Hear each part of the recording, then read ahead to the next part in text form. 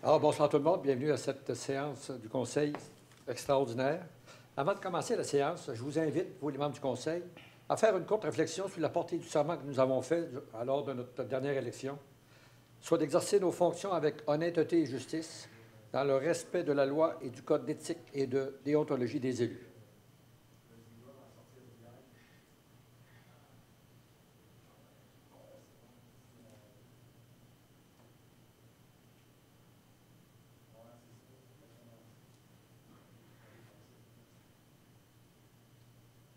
Merci.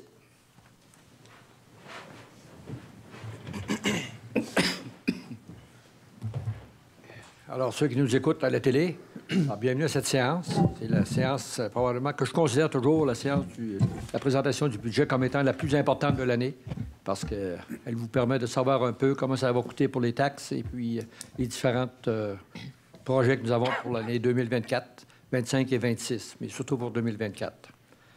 Alors, vous avez tous reçu l'ordre du jour. Je pense que ça va être assez simple. Ça va me parler d'une proposition. Proposer. Oui. Vous aussi? Oui. Oui, je vais l'appuyer s'il faut. M. Duval, puis appuyé par M. Forcier-Renaud. Merci. Alors, avant de commencer la présentation du budget, juste pour dire aux gens que le Conseil avait donné des tâches aux gestionnaires des finances de la Ville et de tous les directeurs, la direction générale aussi, c'est qu'on voulait absolument, il y a trois facteurs, absolument que l'augmentation soit en dessous du taux d'inflation, qui est de 4,8 cette année. Le deuxième était qu'il fallait tout faire pour encore améliorer les services, surtout pas de diminuer ou de couper certains services. Il fallait garder tout ce qu'on offre à nos citoyens. Et puis, bien sûr, avec le plan triennal aussi, une ville qui n'a pas de projet, c'est une ville qui se meurt. Il fallait quand même avoir des projets pour 2024, malgré la situation économique qu'on connaît tous au Québec. Puis, je peux vous dire que c'était un défi important. Et puis, on peut dire que nos gestionnaires ont sorti de façon remarquable avec le budget. On a passé plusieurs semaines à regarder chaque étape, chaque projet, qu'est-ce qui pouvait être retardé, qu'est-ce qui pouvait être déplacé, qu'est-ce qui pouvait être annulé et tout. Alors, bravo à tout le monde, parce que sinon, on n'aurait pas un beau budget. Vous allez le voir là, durant la présentation plus tard. Il fallait tenir compte aussi là, qu'on commence une année avec deux prises contre nous autres, soit la rénovation de l'usine d'épuration, qui va nous coûter entre 24 et 25 millions, qu'on n'a pas eu aucune subvention, mais il fallait aller de l'avant, parce qu'on était pour se faire imposer un moratoire, pour éviter les débordements. Et puis, il fallait continuer à construire et à se développer la ville. C'est sûr qu'il y avait la taxe sur l'essence, la TEC, la contribution du Québec, qui est un programme fédéral qu'on va se servir au maximum pour justement baisser le compte ou la facture. On n'a pas eu des nouvelles pour la nouvelle TEC qui s'en vient, qui devrait débuter le 1er janvier 2024. Mais on pourra peut-être s'en servir aussi pour encore réduire. Puis il y avait aussi la cour municipale qui sert qu'on utilise ici la salle de la séance du Conseil. C'est pas normal qu'en 2023 ou 2024 éventuellement, que les avocats, quand ils veulent parler à leurs clients, il faut qu'ils aillent s'asseoir dans leur voiture et puis pour avoir un peu de confidentialité. Puis il y avait une grosse question de sécurité aussi. Depuis la pandémie, on l'a ressenti, là, il y a des gens qui sont plus violents que d'habitude. Et puis, c'est une responsabilité qu'on a comme membre du Conseil de s'assurer que la sécurité existe pour tout notre personnel à l'Hôtel de Ville. Alors, en construisant une nouvelle cour municipale qui va être construite dans l'ancien poste d'incendie, on va pouvoir garantir à tout le monde, puis on va être à la mode, parce que là, on a eu un guide du ministère de la Justice, qu'est-ce que cela devrait comporter, et puis on va aller de l'avant avec ça. Alors, en 2024, on va de l'avant pour construire une nouvelle salle municipale. Alors, c'était assez tout de suite en partant, ça faisait mal dans le budget. Puis, vous savez, le budget, il y a deux choses. Il y a les dépenses compressibles et les non compressibles. Alors, les non compressibles, il n'y a pas sans douter que les augmentations sont majeures dans à peu près toutes. Et puis, on ne peut pas emprunter là-dessus, parce qu'on commence à emprunter pour payer l'épicerie. On est mal pris. Alors, il fallait trouver des façons pour augmenter les taxes pour pouvoir payer les dépenses d'épicerie. Il y a aussi, au niveau, vous savez, au niveau des nouveaux services qui sont arrivés en 2023, c'est le complexe aquatique. On parle d'une 50aine de personnes qui travaillent. La majorité, oui, c'est à temps partiel, mais il y a quand même des temps pleins. C'est un service qu'on a rajouté. Il y a des coûts supplémentaires. Il y a aussi, on s'en vient avec les pompiers à temps plein. Dès que la convention collective va être signée au niveau des pompiers, on va offrir un service. Encore là, c'est une question de sécurité parce qu'on va être capable de réagir plus rapidement sur les incendies en ayant les gens directement à la caserne. Alors, vous voyez, c'est 2 gros projets qui sont en marche et les 2 autres, la piscine et les pompiers, c'est des dépenses qu'on n'a pas le choix, il faut passer à travers. Alors, tout ça, ça a donné au plan triennal pour avancer les projets qu'on veut faire en 2024. On est allé puiser plus de 11 millions à l'intérieur de nos surplus qu'on a à la ville. Alors, ça permet justement d'éviter d'augmenter la dette de façon importante. Parce qu'au niveau de la dette à tous, sensiblement la même chose, peut-être un peu moins d'1 million d'augmentation. La dette de l'aqueduc et égouts, 7 millions, mais c'est l'usine d'épuration. Puis la dette des secteurs ou de taxes de secteur, elle est baissée d'environ 300 000 fait que, on s'en va très, très bien. Au niveau de la dette, ça baisse, sauf la dette de l'aqueduc et égouts. Alors, pour finaliser, avant que je passe à la présentation directement des chiffres de la part de notre directrice financière, c'est que pour une maison moyenne de 210 290 l'augmentation de taxes, on parle de 87 soit 3,44 d'augmentation. Alors, je pense que c'est déjà en bas. On ne coupe pas les services, on remplit tous nos besoins pour tout le monde pour passer une belle année 2024 et on continue à développer la ville. Alors, pour terminer, moi, je voudrais féliciter tout le travail remarquable qui a été fait par nos spécialistes de la finance, notre direction générale et tous les directeurs, tous les gestionnaires de la ville et tout le personnel qu'on a travaillé. On a rencontré tout le monde individuellement pour s'assurer que tous les gens avaient assez d'argent pour aller de l'avant durant la prochaine année. Alors ça, je les félicite. Puis, sans compter, je remercie les membres du conseil. Écoutez, on est parti au début, souvenez-vous, au mois de septembre, c'était plus... On avait toute peur, on entendait toutes sortes de choses, l'inflation, on n'arrivera pas. Mais en travaillant ensemble, en se parlant, en se réunissant, on a réussi à aboutir à un très beau budget que je suis très fier de le présenter aux citoyens de Ville de Saint-Georges ce soir. Je pense que tout le monde en sort gagnant. Alors, je remercie aussi les promoteurs qui nous font confiance, qui viennent investir à Saint-Georges. C'est des rentrées d'argent supplémentaires. Merci, ils nous font... C'est grâce à eux. Puis, c'est pour ça qu'on est allé de l'avant avec l'usine d'épuration. Il ne fallait pas arrêter de construire. Il fallait continuer. Puis, il s'en vient des beaux projets en 2024. Monsieur Redmond, qui siège sur le CCU, pourrait vous en parler. Il y a des beaux, puis ça s'en vient. On continue à grossir la ville de Saint-Georges. Alors, sans plus tarder, on payera pas trop cher de taxes. Puis on a une ville qui se développe de façon exponentielle. Je pense que c'est une des villes qui se développe le plus au Québec. On l'a vu dans la dernière année. Tout le monde baisse. Nous, on a monté, on bat des records au niveau des émissions des permis de rénovation et de construction. Alors, sans plus tarder, je vais passer la parole à Mme Veilleux, qui est notre responsable de finances, qui va nous présenter les chiffres en détail. Mme Veilleux. Oui, merci, M. Morin. Donc, commençons avec le budget de fonctionnement. Si on regarde au niveau des dépenses, en 2024, c'est un total de dépenses de 62,2 millions. Au niveau de la masse salariale, on va avoir 19,6 millions, soit 32 %. Les quotes-parts, 8,9 millions, soit 14 %. Ça inclut la quote-part pour la Sûreté du Québec, la MRC, l'OMH et la Régie intermunicipale au niveau des déchets. Ensuite, le service de dette, 8 millions, qui représente 13 %. On va rembourser en capital 5,4 millions en 2024 et on va payer des intérêts de 2,6 millions. Au niveau des immobilisations, on va payer 513 000 à même nos taxes, ce qui représente 1 %. Et pour les autres dépenses, c'est 25 millions, soit 40 %.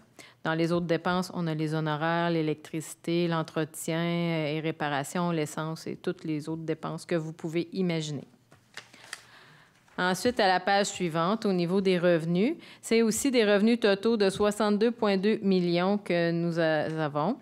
nous allons avoir des revenus de taxes de 39 millions, soit 63 de nos revenus. Ensuite, nous allons avoir des tarifs de 10 millions, ce qui représente 16 Les tarifs, en fait, c'est que nous rechargeons des dépenses aux contribuables, telles que les ordures, l'usine de filtration, l'usine d'épuration. On regarde le coût et on le recharge là, sur le compte de taxes. Au niveau des autres revenus, c'est 6,8 millions, soit 11 Dans les autres revenus, on a les revenus de loisirs de 1,9 million. On a des services rendus aux autres municipalités de 570 000. Et puis, au niveau des autres dépenses, là, c'est 4,4 millions. On a les droits de mutation, les ventes de terrains industriels, les amendes, les intérêts.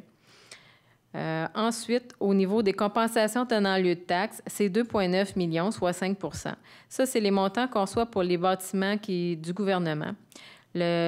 Pour l'hôpital, on va recevoir 885 000 pour le cégep, 524 000 et pour les écoles, 1,3 million. Au niveau des subventions, c'est 3,4 millions, donc 5 des revenus. Ensuite, au niveau du plan triennal d'immobilisation 2024-25-26, nous avons des investissements en 2024 de 43,6 millions. À la page suivante, on a le détail des principaux projets d'immobilisation 2024. Donc, la mise aux normes de l'usine d'épuration, 18,3 millions. Des prolongements, branchements et réfections d'aqueducs et égouts pour 11,8 millions. Dans ce montant, on va avoir des nouvelles rues, des nouveaux secteurs pour 7,8 millions. Au niveau de l'hôtel de ville, la cour municipale, ça va coûter 4,6 millions. L'amélioration au réseau routier piétonnier, qui inclut le pavage, trottoir, l'éclairage, 4,3 millions. L'amélioration des parcs, équipements culturels et sportifs pour 3 millions. Là-dedans, on va développer les pistes de vélo de montagne au centre de ski pour 785 000, des investissements au niveau du centre sportif La Croix-du-Til de 450 000 et nous allons changer une surface de terrain synthétique pour le terrain de soccer pour un montant de 850 000. Au niveau des acquisitions de véhicules et d'équipements, 1,6 million. On va changer 2 camions assez importants, un camion 10 roues, 390 000 et un chargeur sur roue, 370 000. Des équipements informatiques pour 625 000. À la page suivante, on a le détail de comment on va financer ces immobilisations-là. On va emprunter 17,8 millions, qui est 41 Le montant est plus élevé cette année puisqu'on a l'usine d'épuration de 11,3 millions. Et puis, on va aussi emprunter pour de la réfection d'aqueducs et d'égouts pour 2,4 millions. Le reste de l'emprunt va être pour des projets pour toute la population. Au niveau du budget de fonctionnement, on va prendre des revenus de taxes de 513 000 pour financer des immobilisations. Ensuite, nous aurons des revenus provenant de tiers de 1,9 million. Les contributions de promoteurs de 3,7 millions. Surplus accumulé, 3,8 millions. Les réserves et fonds réservés, 7,3 millions. Et les revenus de subvention pour 8,5 millions. Dans le fond, la Ville, en 2024, c'est 11,7 millions qu'elle va prendre à même ses fonds accumulés, va payer ses immobilisations comptant. Ça représente 27 En 2023, c'était 17 Au niveau de la répartition de la dette, à la page suivante, la dette nette. La dette nette, dans le fond, c'est réduction faite des subventions à recevoir du gouvernement. Si on regarde la colonne 2024, en mauve, c'est la dette de secteur. La dette de secteur, c'est pour des branchements au réseau pour les résidences. Donc, c'est vraiment les contribuables qui doivent payer cette dette-là pour leurs services, 2,3 millions. En vert, c'est la dette des services aqueducs et d'égouts, 24,1 millions. Et en rouge, c'est la dette à tous, 37,9 millions. Ensuite, au niveau du rôle d'évaluation du compte de taxes, nous avons la variation du rôle d'évaluation 2024. C'est une augmentation de 1,84 puisqu'on n'est pas en dépôt de rôle, mais c'est la dernière année. L'an prochain, on va avoir un nouveau rôle, donc ça va augmenter plus que ça. Ensuite, à la page suivante, pour la variation du compte de taxes pour une maison moyenne de 210 295. Pour les secteurs desservis au réseau d'aqueduc et égouts, c'est une augmentation de 87 que le compte de taxes va avoir, donc une augmentation de 3,44 Pour les secteurs desservis à Saint-Jean-de-la-Lande, c'est une diminution de 76 donc moins 2,37 C'est qu'il y a eu des dettes là, qui se sont terminées.